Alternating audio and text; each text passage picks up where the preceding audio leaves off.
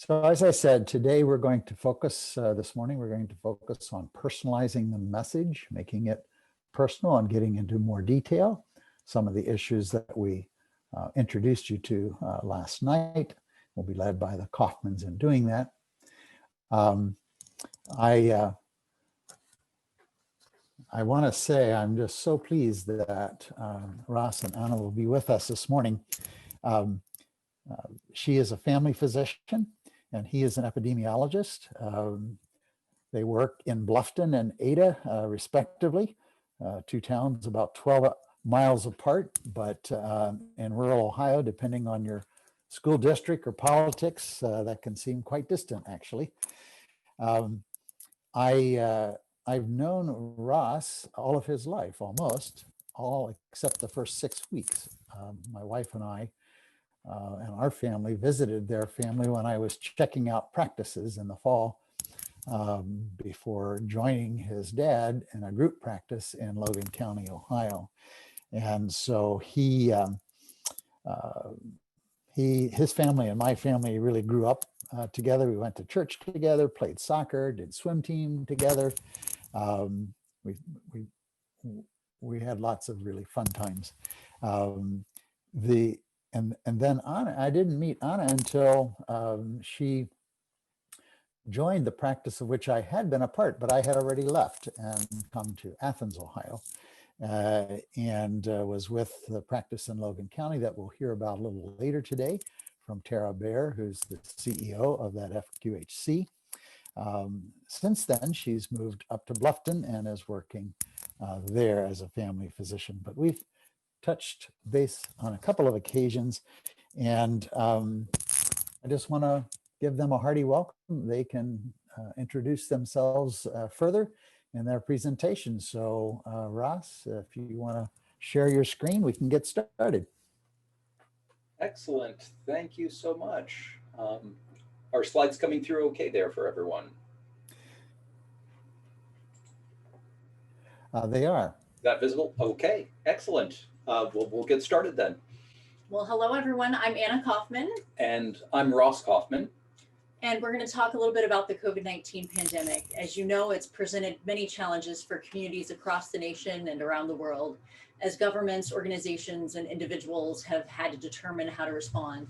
So today we're going to share some of our experiences in helping our community respond to COVID-19. So the plan for today, first, we will talk a little bit about some of the specific ways we've been involved in local COVID response. And then we're going to spend some time sharing some ideas about health communication and how perhaps we can tailor some of the public health messages we may be trying to deliver in order to increase the likelihood that those will be well received in our communities.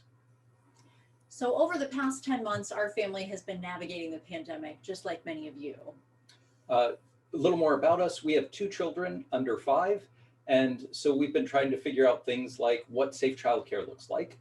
Like everyone else, we've been working on becoming video conferencing experts. Definitely that. And trying to figure out as well how to balance social distancing and social health. And in addition to family life, the work we do has also placed us in the center of some of our community's efforts to respond to COVID-19. As a family physician, and this is sort of a picture of our office and a pre-pandemic picture of all of us, as a family physician, I found myself called upon to share my medical knowledge during the pandemic. By way of background, I've been interested in medicine from a young age, completed undergraduate education at the University of Virginia in Charlottesville with an interdisciplinary major in health and human studies. And then after undergrad, I actually spent some time along the Texas-Mexico border in one of the colonias there, and had a chance to work with the social service agency when I returned back to Virginia, where I was living at the time, with a largely Spanish-speaking clientele.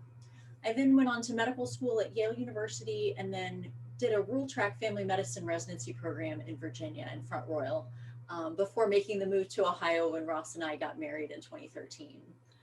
I spent about 3 years working at the FQHC that Randy was telling you guys about. I was actually at their Russell's Point, Ohio location, so right on a lake down there in Russell's Point. You could see the water outside the window, and sometimes in winter, people ice fishing and cutting holes right outside the office. Spent about 3 years there before transitioning to my current position. And right now I'm at Mercy Health Bluffton Family Medicine, which is a practice that newly opened in town actually in 2017 and is walking distance from our house. And I'm really enjoying working in a small town medical practice where I can care for people that I know. My patients are anywhere from newborns all the way through geriatrics, and we're fortunate to have lab and x-ray on site, which I think is really nice for patients and care, and being able to take care of some fractures and sprains and other things like that too. And I also get to be involved in teaching, which I really enjoy. I'm part of the family medicine residency faculty at the family medicine residency at St. Rita's Medical Center in Lima. And they actually just opened a residency program 2 years ago. So we just welcomed our second class of residents.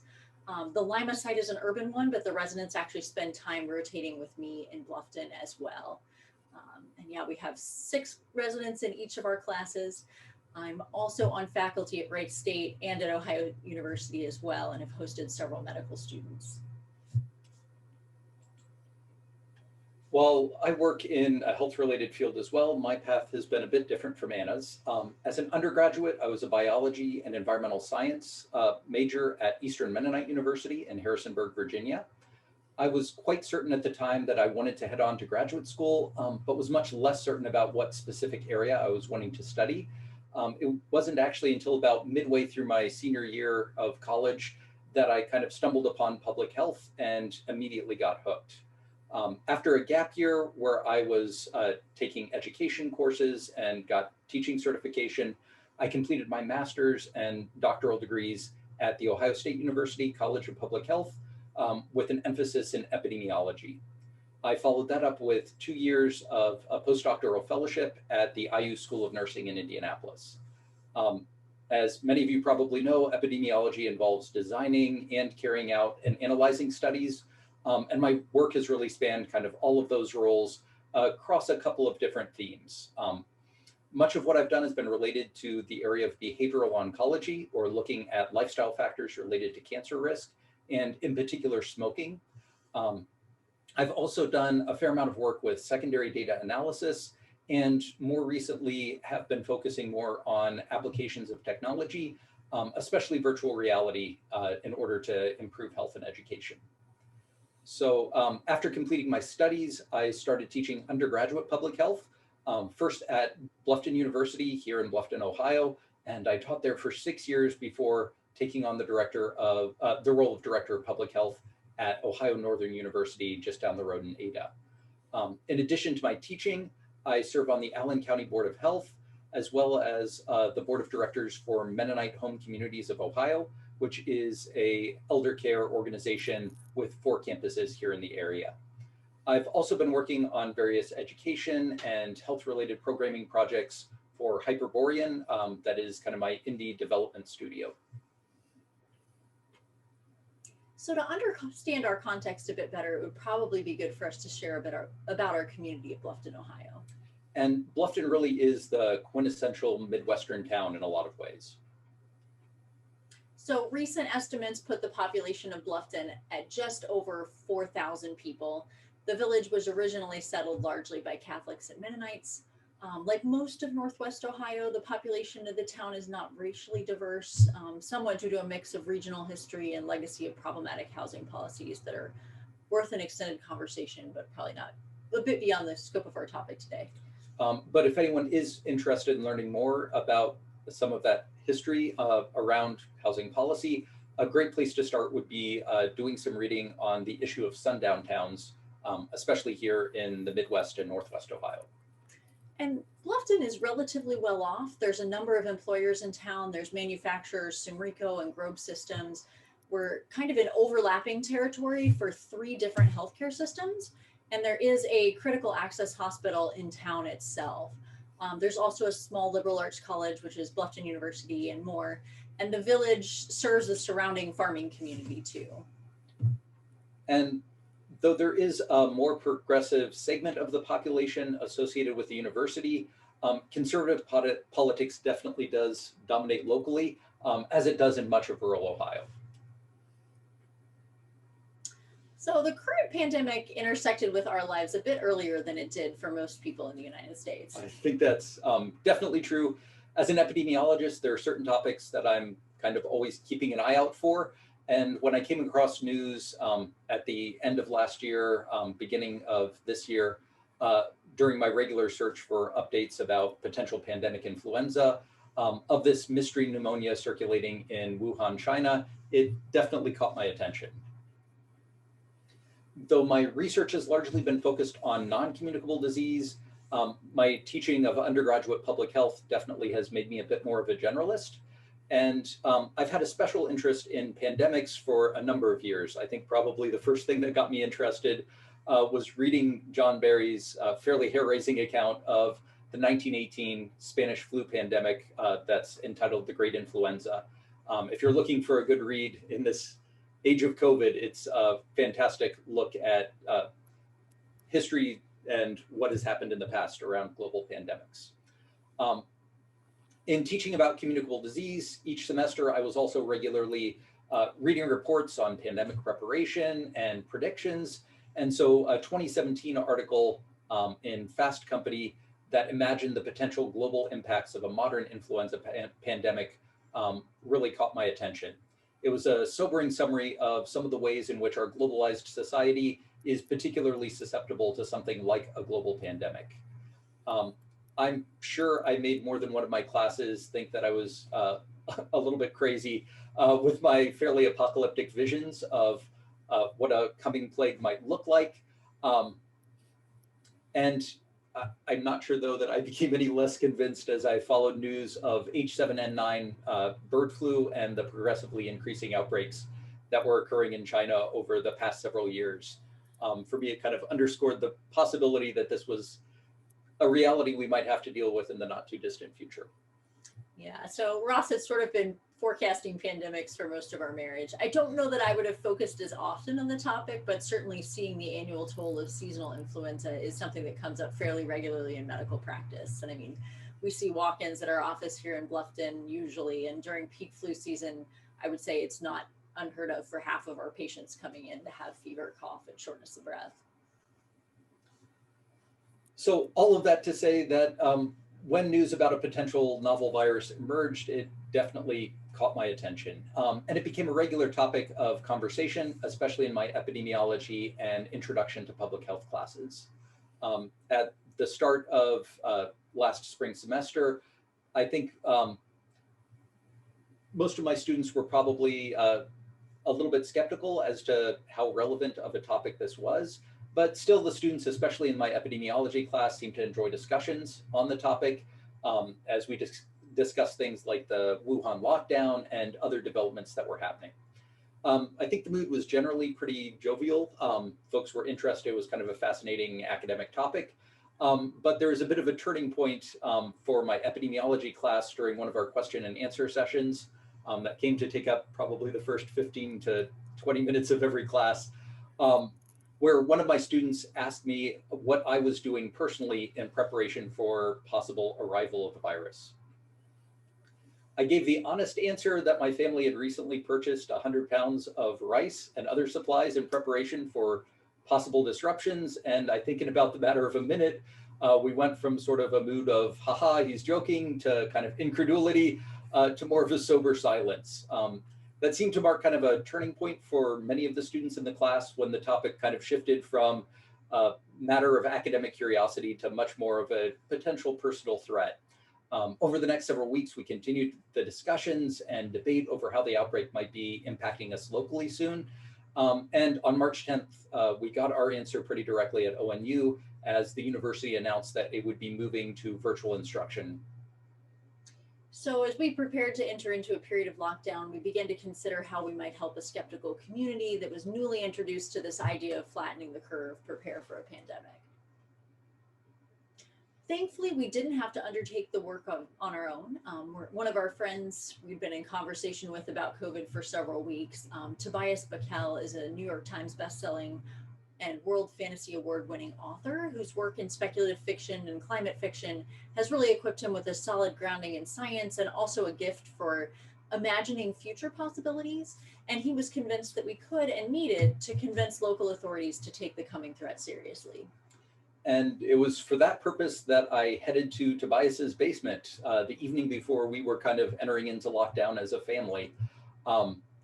with the goal of creating a video that could be viewed by local civic, business, and healthcare leaders to hopefully see the threat of COVID-19 as something that could potentially impact us locally and needed to be taken seriously.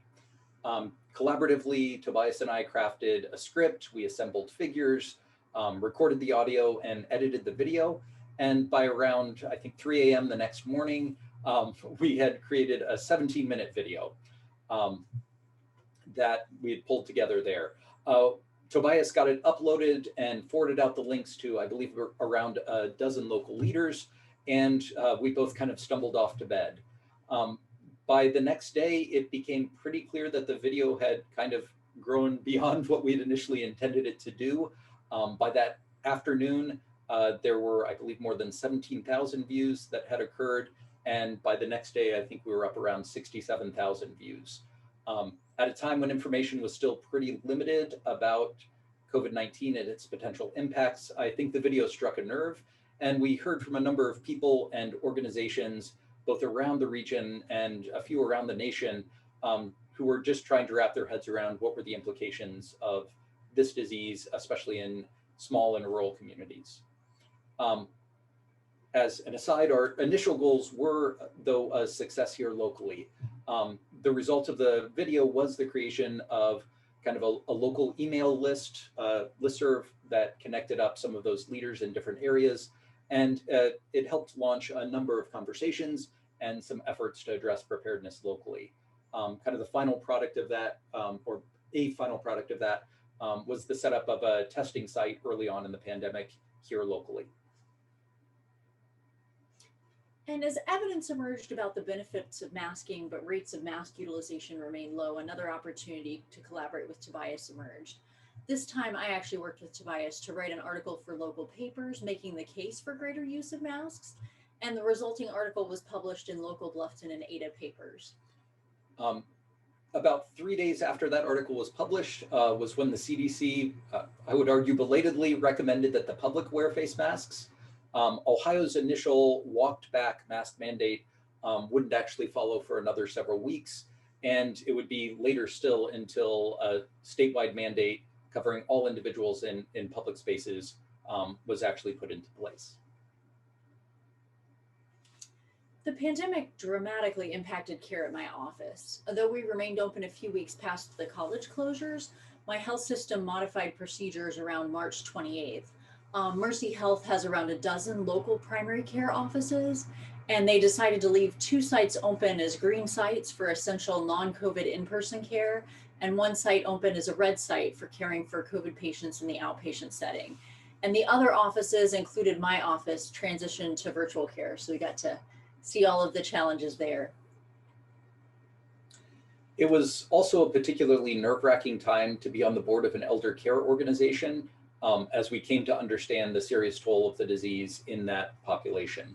The balancing act between protecting the physical health of elders while preserving their mental and social well-being definitely posed significant challenges and continues to. As the resident epidemiologist, I often found myself playing the role of the person advocating for quicker and stricter action. And in late April, despite the organization's best efforts, a COVID outbreak did hit one of their campuses. Unfortunately, the disease spread really rapidly. I care for some of the patients in the facility and ended up making regular video visits to several patients. And unfortunately, by the end of the outbreak at that facility, more than 20 of the residents had actually passed away. In May and in June, I was called to work on Ohio Northern University's testing subcommittee. This was the group that reviewed best available evidence at that point on COVID-19 testing and was forwarding recommendations on to the president of the university about who should be tested and what tests should be used. Later on, I also did some modeling of test performance in order to help look at sample size considerations for surveillance planning. The pandemic has also presented challenges to communities of faith. In mid-March, our home congregation in Pandora, Ohio, transitioned to online services. Our church's sewing circle swapped out from their usual collaborative blanket making to making solo masks to support local organizations. And then in June, as a member of Church Council, I was tapped to head a committee to consider church reopening guidelines.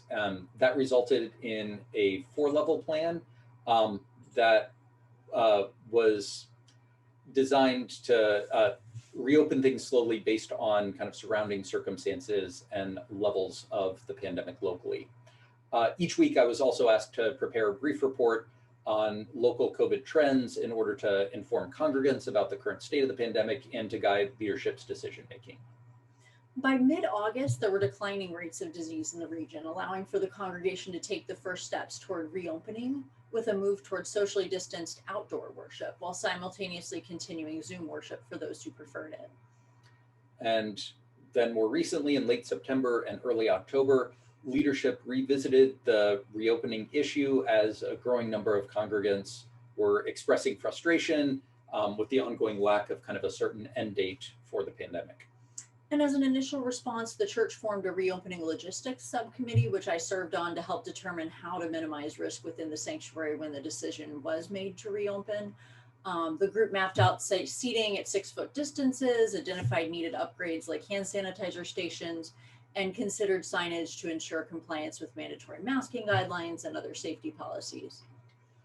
Around that same time, leadership requested that I survey congregants about their opinions on reopening. And the findings were that, much as is the case in the state and around the country, there really was a strong diversity of opinions, about evenly split between individuals desiring immediate reopening regardless of kind of external circumstances, and about half with varying thresholds of where they thought an appropriate safe level of disease in the community was to allow for reopening. Ultimately, a majority of the leadership decided to aim for a mid-October reopening of the sanctuary for Sunday morning services. And that date is actually coming up this week. So Sunday is the first date that our congregation, some of our congregation will be worshiping indoors. Yeah, and I think this has raised concerns for both of us, especially given that over the past couple of weeks, numbers have really changed in the region. Our hospital census has more than doubled over the past 10 days when you're looking at COVID patients. And Ohio, as I'm sure you guys have been keeping abreast of news there, has twice set records for new case numbers in the past week. That we've had 3 days actually where numbers have been over 2,000 new cases in a single day. We continue to be engaged in trying to mitigate risk for the congregation, ideally through further delays in reopening or setting some criteria for closure again, depending on how things go. And so this is sort of an overview of some of the ways in which we've been advocating locally. So our efforts, as you've seen, have been aimed at trying to influence actions of government, of organizations, and of individuals in our community. And we've targeted a variety of outcomes and done so with varying success, as you can see. What we would like to consider next, though, is whether there are specific ways we can shape the messages that we use in order to increase the chances of achieving our targeted outcomes.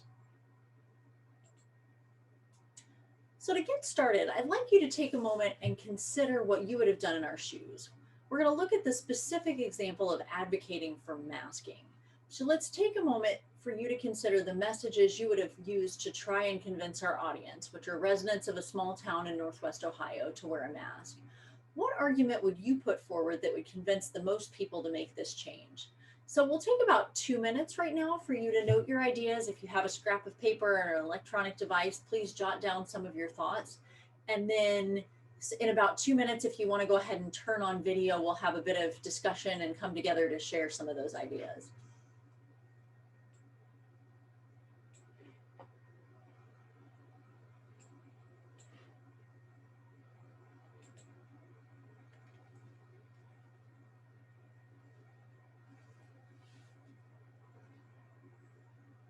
And feel free to turn on videos now if you'd like. So we aren't all looking at blank screens while you're working and considering this question.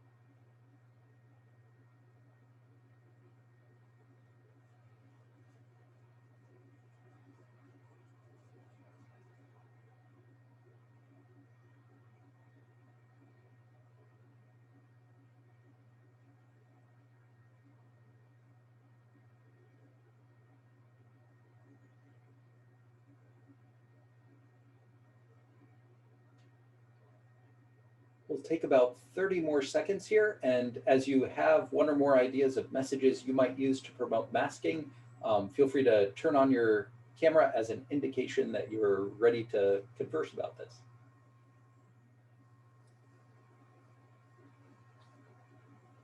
Anna and Ross, when you're ready, I have a comment in the chat box for you. Sure, go ahead. Okay. Alex says, I think, oh, it's moved, sorry. I think elder care, how would you like your parents to be treated? Makes a good argument for mask wearing in the general public. Excellent. Yeah, and I agree with that. I think there's some people that would like to promote an argument that sort of only high-risk people need to be wearing masks. I think our society interacts enough and people are coming into contact with each other enough. And also there's a high enough percentage of the population that's actually high risk. When you look at conditions like obesity and diabetes as factoring into there, there's actually probably close to 50% of the US population that actually has some risk factor that would increase risk for COVID-19, that I think it does become increasingly apparent that in order to protect all of us, it falls on all of us to be taking precautions like masking. And that's a great way of personalizing the message by identifying, making someone connect it with the high-risk people in their own lives. So great example of a message about caring for those around us. Right. So, and along that same line, Jamie said, I would highlight local nursing home and a family from the community with their reason for wearing a mask. excellent. Lauren says, acknowledging that the guidelines from a federal level have changed a lot and that can be confusing and concerning for folks. But from personal experience as a physician, we've seen that masks are effective and do more good than harm. Excellent. And tying things in there with some of the conversations that were had last evening about in a small town, your role as a physician, as a leader in the community and taking advantage of that is a great message of sort of using some of the authority you might have from that position as a platform for delivering a public health message. Great example. Right. And Randy says, leverage personal relationships. Excellent. Connection and care within communities is a great thing to cite. Yeah, and I think that's definitely true that when you're seeing patients in your office during the pandemic, they have questions for you. And I mean, I think to a certain extent, even when our office went virtual, I feel like that was a good opportunity when you were seeing patients via video visits to talk about risk and precautions and what they should be personally doing during the pandemic too. And Julia says, masking is a tangible way to show those around you in the community that you care about each other and each one of them. Excellent. Another message of care that we're hearing. Very good. Jacob says, having a local community leader that you trust promoting it, the mayor, priest, etc. Very good. Victoria says, recruit prominent community members to spread the message and get people on board, similar to Jacob. Trevor says, I would focus on a unity of community approach, that small towns tend to be more close-knit, so this would seem like a natural approach. Excellent. Nandita says, highlight that the more people are on board and masking, the sooner things will potentially return to normal. And Rebecca says, adding in the idea that we're in this with you as part of the community. Sarah, So maybe I'm sorry, go ahead. Let's go for maybe about 2 more examples and then we'll dive in together here. Thank you, Dawn. Yeah, sure. Also knowing important areas in town where there's the news hub to distribute info and host information. Someone else says, I would have loved to see educational commercials shown widely discussing mask education, not only moving the stats on how they decrease transmission, but also emphasize how to wear a mask correctly, covering the nose, etc. Excellent. So we're getting a number of really fantastic ideas here. So I hear considerations not just of what the message is, but how we deliver it, which is vitally important when we're trying to get a message out into the community. And thinking about education as well, beyond just kind of the argument of why should you wear a mask, but what are some of the specific benefits of that. A common theme that I heard in a number of the messages, though, was this central idea of care for others in our community. And I think many of the public health messages that we've heard probably have fallen into, in many ways, that category of concern and care for others. And this idea that masks protect you and others around you from a potentially deadly disease. How effective do we think the messaging that we have heard in our communities, how effective has this been at a national level, at a state level? What do we think? Have these messages been effective? Well, if we look at recent polling, it indicates that this message has largely been successful. Around 88% of Americans report using masks at least some of the time, and more than half report that they always wear a mask. However, these results might break down a little bit when we delve deeper into these numbers. So if you look here, you can see the Pew Research Center's polling data for the country overall, as well as the breakdown for divide by political affiliation. And you'll notice that there is a fairly strong partisan divide, with nearly a quarter of Republicans reporting rarely or never thinking people should wear masks in public, compared with only 4% of Democrats. So what factors do you guys think are influencing this divide? And you can put comments in the chat box, or you're welcome to speak up too. Caitlin had a good comment. She said, what if the physicians in your area are anti-mask and think the precautions associated with COVID are out of proportion to the threat? Yeah, and I will say that I feel like this has been one of the things that I've noticed as the United States has tried to deal with the pandemic that's been concerning, is sort of inconsistent messaging from various people in leadership about what to do. And I think that that is one of the things that's probably led to some of this confusion and some of this divide, is that when people have multiple trusted figures and those figures are not giving consistent information, suddenly it's easier for misinformation to take root and for people to believe that there's a divide in expert opinion, which may not actually always be the case, depending on where leadership is necessarily getting information from. Right. We had a lot of comments to that effect. Media, mixed messaging, political leadership, feeling like freedoms are being taken away, the importance of collectivism versus individualism. Yeah, and I feel like on the freedom question, I find it pretty interesting and amusing sort of how people conceptualize freedom. That I think a lot of people are like, you can't make me wear a mask, but yet the same people I think would be really appalled if I decided that I was going to wander into the grocery store topless, or would probably be looking at me askew if I was barefoot while I was doing my shopping. That I think there are a lot of things that we do all the time without even thinking about it, because it's required, and it's also sort of built into your culture and built into what you're used to doing. So we've heard some really great ideas. And I think a central idea that might be emerging here is that even beyond partisanship or politicization of this issue, there might be some other underlying issues around values that might be related to some of the differences that we're seeing along ideological lines. This conclusion, I think, is really supported by some work from the social sciences that posits one additional possible explanation that is rooted actually in our communication choices and offers a potential opportunity for us to perhaps create more effective messaging. The work in question comes from a social psychologist by the name of Jonathan Haidt and some of his colleagues.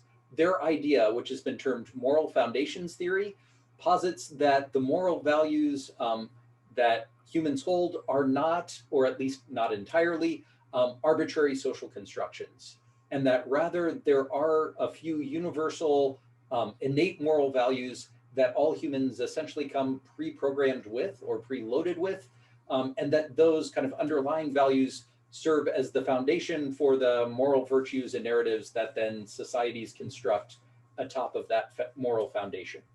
So cultural variations exist in how foundational values are applied, including in political cultures, such as those of American liberalism and conservatism. So today we're going to take a quick look at the theory and how it might apply to public health messaging. And for those that are interested in reading some more, the theory is addressed in Haidt's book, The Righteous Mind.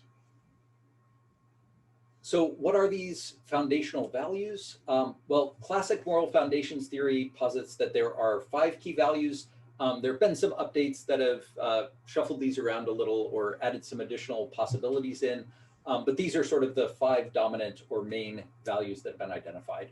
First, we have care, and this is all about looking out for one another. Next, we have fairness, which relates to the ideas of justice and rights. Then loyalty, which connects with looking out for our tribe or in-group. Authority is all about deference to existing structures and traditions.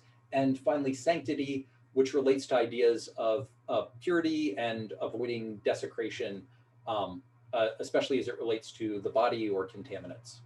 To further illustrate these principles, let's actually take a moment and have you evaluate your own perspective on these moral foundations.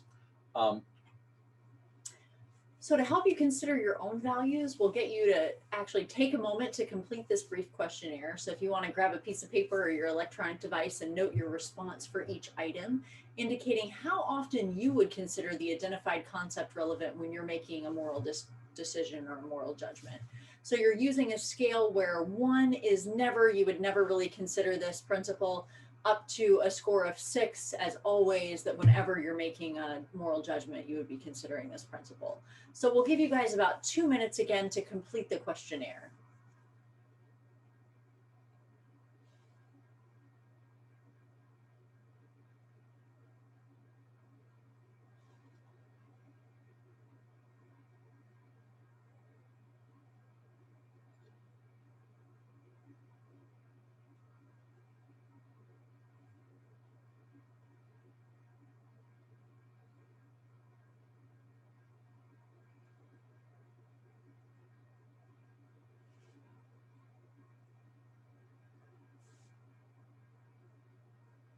And if anyone has additional questions as you're filling things out, don't hesitate to speak up too.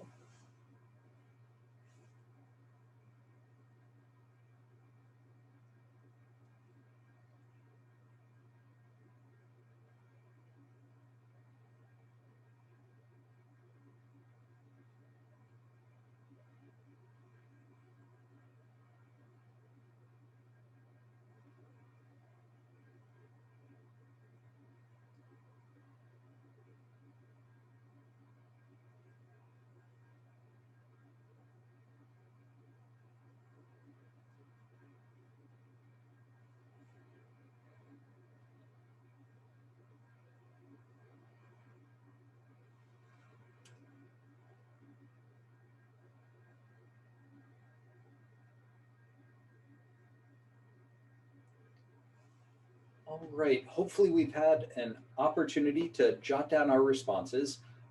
These questions, by the way, in case you're curious, are a subset of a larger instrument that evaluates each of these items in several ways.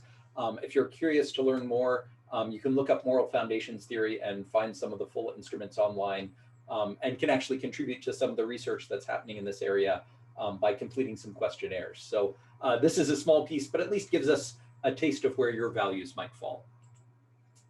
So examine for a moment your responses and consider whether there were certain values that you found more or less relevant when making your own moral judgments.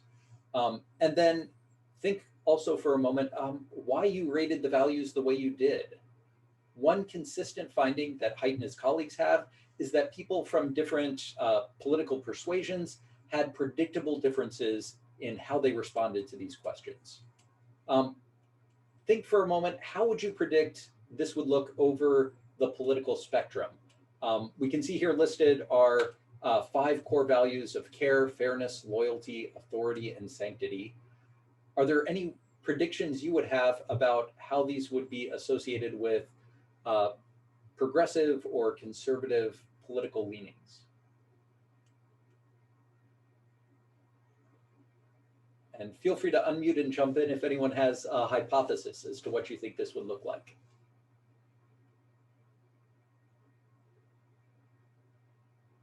And certainly it's, if you want to put comments in the chat box, that's true. That's fine too. Dawn, was there a comment that popped into the chat box? Yeah, just now. Virginia says loyalty and sanctity higher in conservative. Excellent. Excellent. A good hypothesis. Mm-hmm. Hannah says authority also higher in, I think it's supposed to be conservative. Okay. Leslie says care and fairness in liberals. Excellent. You guys are very good in your prediction, so you're fairly Yeah. spot on. So as we can see, care and fairness are held fairly highly across the board, even though you're right that they're maybe slightly higher for liberals, and that liberals tend to be skeptical of loyalty, authority, and sanctity. Although when you look at conservatives, those values carry almost equal priority for conservatives. And so the implications of this are significant. And I think it makes sense that we would tend to frame our moral arguments in the way that we would personally find most convincing. And the result is that those from one political persuasion may be neglecting the moral arguments that their audience of a different political persuasion would find compelling. And we know public health is a field with a long history emphasizing issues of social justice. And this drive, particularly around the idea of equity, is something that has traditionally been more strongly associated with progressive politics in the American tradition. Scholarship by Jonathan Pirtle and others has found that the political left tends to align more closely with public health recommendations and their voting patterns than the political right. If we assume that translates into broader involvement in public health by progressives as opposed to conservatives, we might expect that there would be an over-reliance on care and fairness sorts of messages coming out of the public health community. And furthermore, we might expect that those arguments that fail to address issues of loyalty, authority, and sanctity, or that might even devalue those values, might be much less compelling to a conservative audience, such as the one that we might often find in rural Midwestern communities.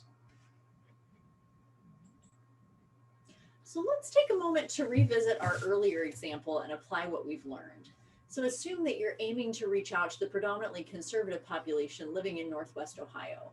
What would be an example of how you might construct a loyalty, authority, or sanctity-based argument relating to masks?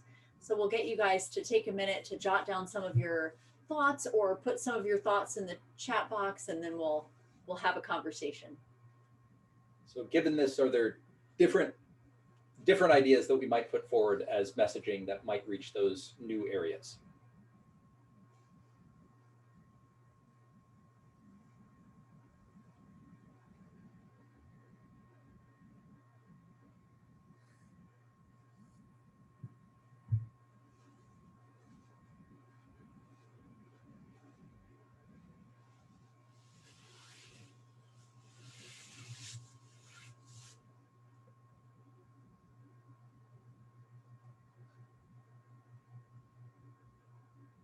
Jamie says, what Vic said about reaching leaders of the community and getting them on board with consistent messages. Excellent. And which of the core values are we targeting when we bring in community leaders? Authority. Absolutely.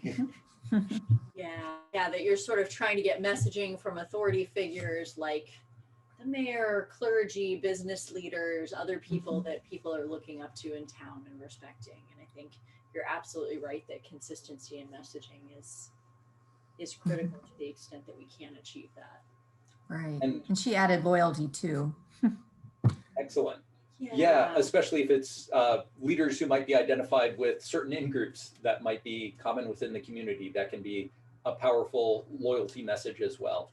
Yeah, and I mean, I think along those lines, sometimes even people might say that they have loyalty to their sports team, or they have loyalty to other particular groups, that if you have the coaches coming out and saying, hey, this is important to kids and parents, that might be another message that focuses both on loyalty and also authority there. And I mean, I know there's a number of people that you'll see around that are wearing masks that actually have some of those images related to their in-group on the mask, whether it's your Ohio State mask or whether it's your patriotic American flag mask, that there's a number of masks even that take advantage of some of that. It looks like there's some more things popping into that chat box. Yes, I can barely keep up with them. Like many people said earlier in the chat, framing mask wearing as a duty to your community would be loyalty. Jesse says, show people wearing patriotic masks. As you mentioned, churches could hand out masks, perhaps with inspirational religious text on them. Here's a question. How do you get these public figures on board if they might not have been pro-mask initially?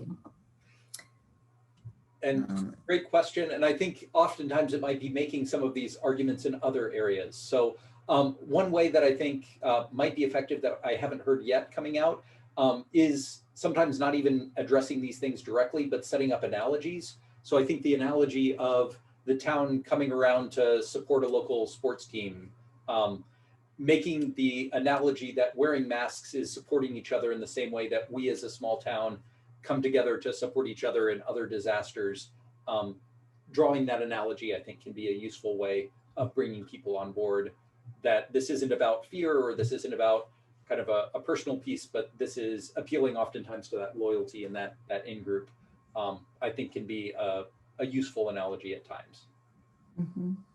And Alex says, having those in power wear masks, authority, loyalty, and maybe emphasize the personal risk and failures of getting the virus, sick for months, death, loss, financial loss, and then he says sanctity.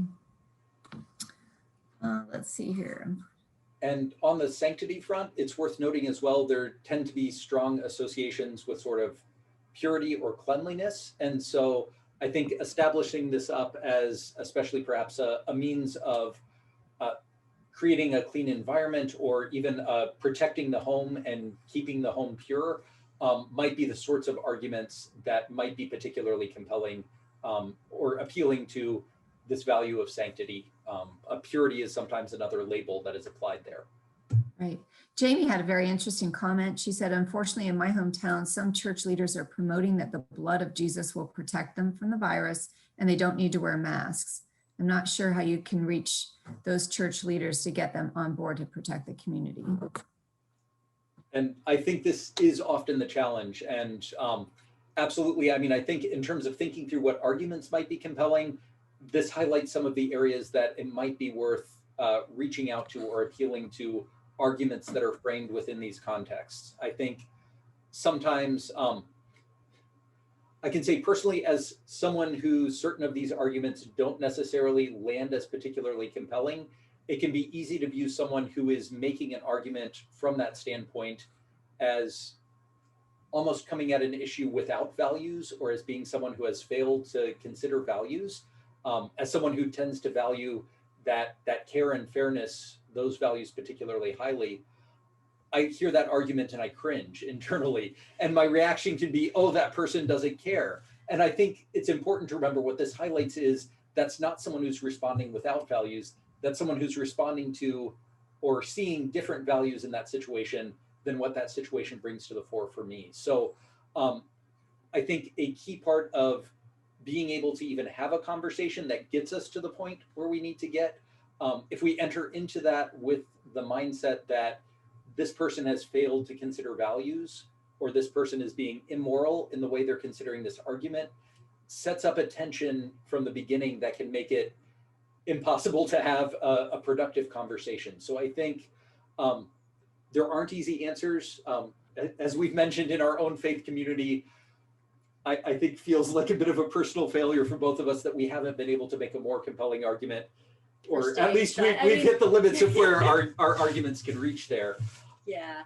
And I mean, I feel like it's tricky. There are certainly some trade-offs to staying at home. I think on the church front locally, our church is definitely mandating masks as they reopen, that they are fully on board with that aspect of things. I think the social distancing of everything has been really hard on everybody. And I think it's easy for people to do physical distancing when you say, hey, it's 2 weeks, we've got a lockdown, it's going to make a difference and we're done. When people are like, oh, but we might have this pandemic around for 2 years. I think it's hard on people, and there are real trade-offs there.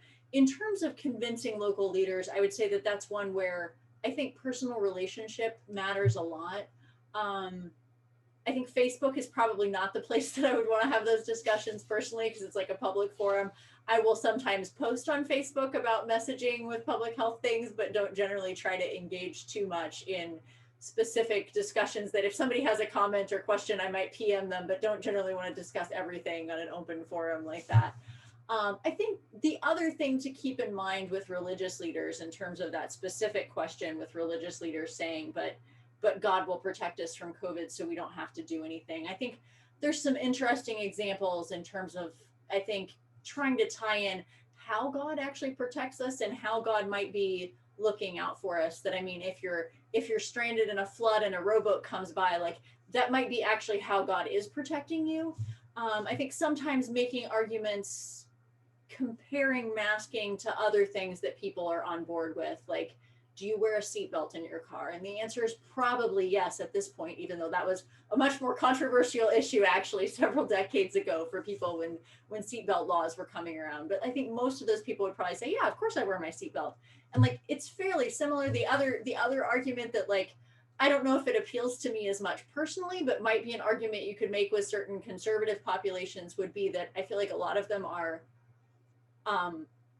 believe in God, but also carry their firearms, that I think, I mean, and feel like they need firearms for personal protection, that like they're not actually relying on God alone for protection in that scenario either. That I think there might be some room for discussion in terms of how God protects us and other things that we do engage in. That, yeah, I think that there might be some analogies to be made in a number of directions. And it looks like there's a lot of comments coming in, Don.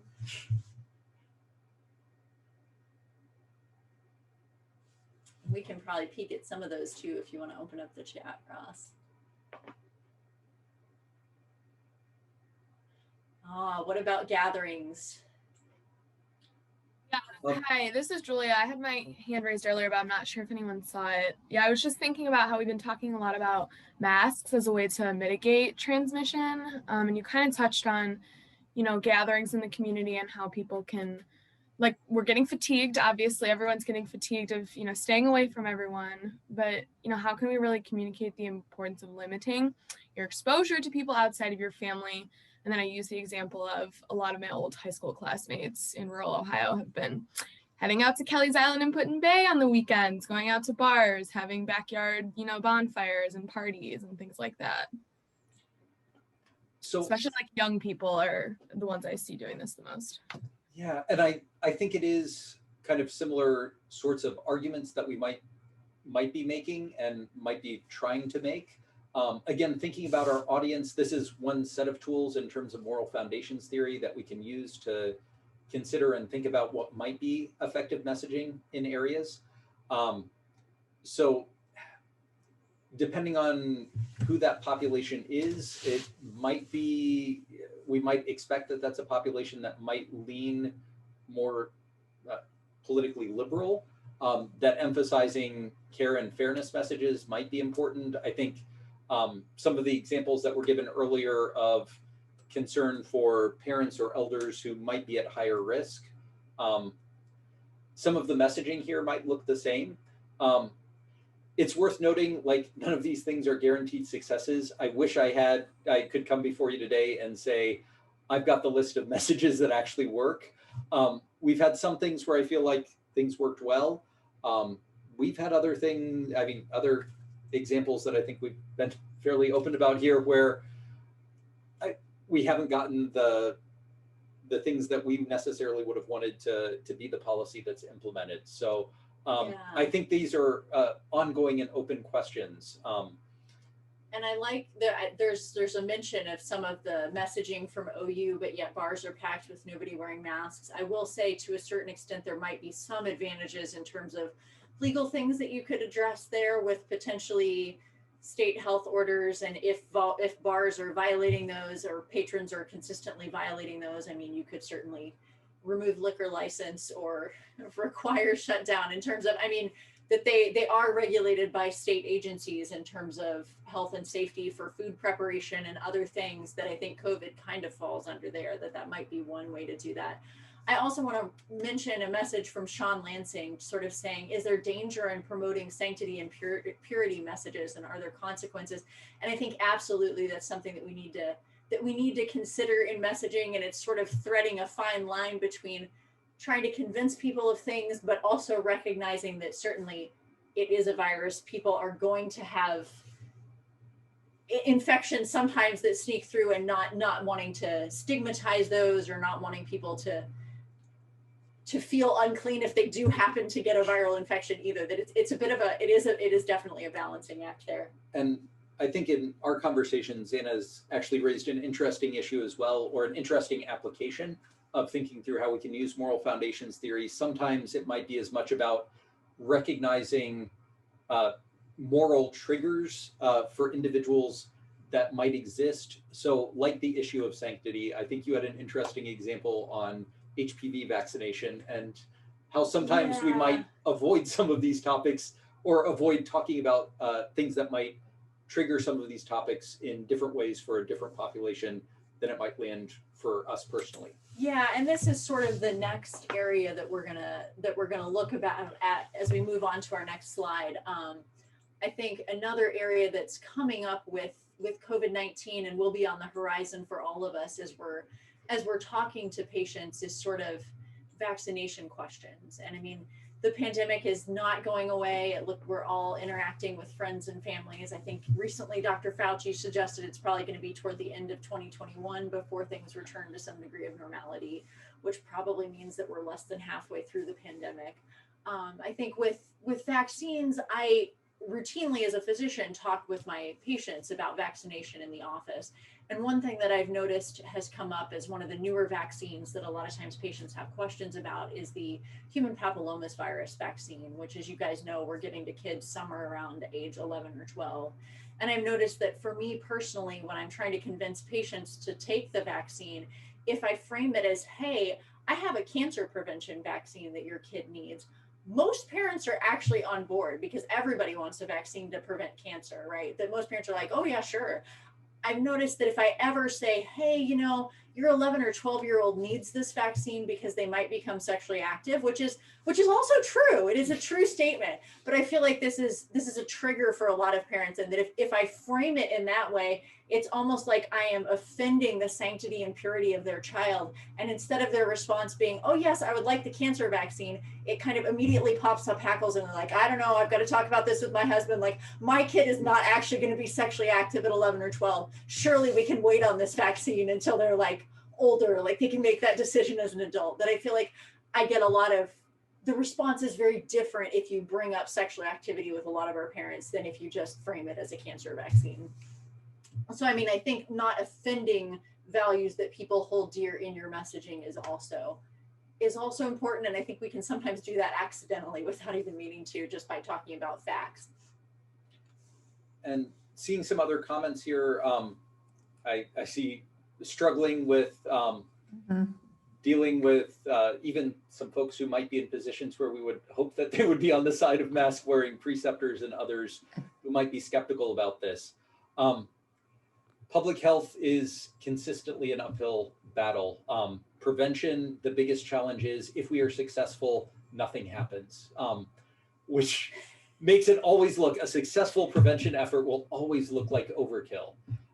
And so the way we convince everyone that this is a thing is when we've overloaded our hospital capacity and we're digging the mass graves. Like, that's when we convince everyone, unfortunately, is the reality of the situation. So I think it's an uphill struggle. We want to be well-informed. Thankfully, in medicine, we know that those who are freshest out often have the most up-to-date information. And hopefully you're being taught well at fine medical institutions that are teaching you how to stay up to date throughout your experiences and be practicing evidence-based medicine. We are always going to run into challenges. And there are times where, frankly, there might be a clash of authorities, and our position is to be the one who takes a stand. And with whatever authority we have at our disposal, we make the argument. And I mean, we kind of pick our hills to die on, and we push as hard as we can. And sometimes we succeed, and that feels fantastic. And sometimes we crash and burn. And there's a long history of that in public health as well. We want to be as effective as we can in these struggles. And I think moral foundations theory gives us one additional tool and one additional set of considerations that we can use to try to be compelling in making those arguments. This is only one tool. It is not a silver bullet. It is not the magic answer. Personal relationship remains vitally important. That's been mentioned a number of times. And I think this is one area where, being in rural communities, you build those relationships in a different way, and they exist in a different way that gives you an incredible tool when you're in these rural communities. Those personal connections you have give you a power beyond evidence and other things that might feel like your compelling tools. There are times where we just fall back on personal relationship and make that appeal. Even if you do it absolutely right, there definitely will be times where we fail. It stinks, but we brush ourselves off and try again. And I mean, I think I agree with Don's comment that popped up into the chat that says it took decades to convince people to stop behaviors like smoking indoors, burying our dead and pooping in the water hole. Like, and I mean, I think even the seatbelt issue took a lot of time. And I mean, there's that. I think sometimes it's not necessarily a failure, it's more of a delayed success that I think you're hoping for.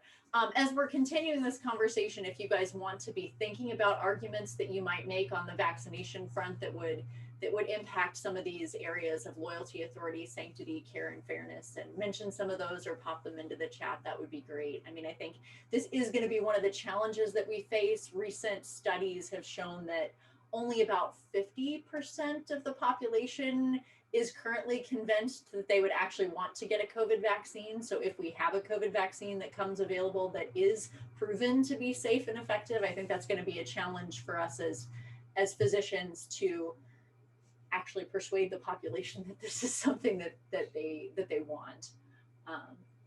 So yeah, feel free to be popping up some of those in the chat. And I think we're running close on time here. So we might have to leave that sort of as an exercise for you to take with you. We can take a moment here if there are any questions as time allows. We're certainly more than happy to field those, but also our contact information is here. We'd be delighted to hear from any of you and continue this conversation in other ways. If there's additional ways we can help you as you're thinking about how to apply some of these ideas in your own practice. So absolutely, yeah. And if any of you guys want to reach out, if you have questions on what it's like to practice medicine in a small town, or if you're interested in the residency program that we have locally, we're certainly happy to hear from any of you guys.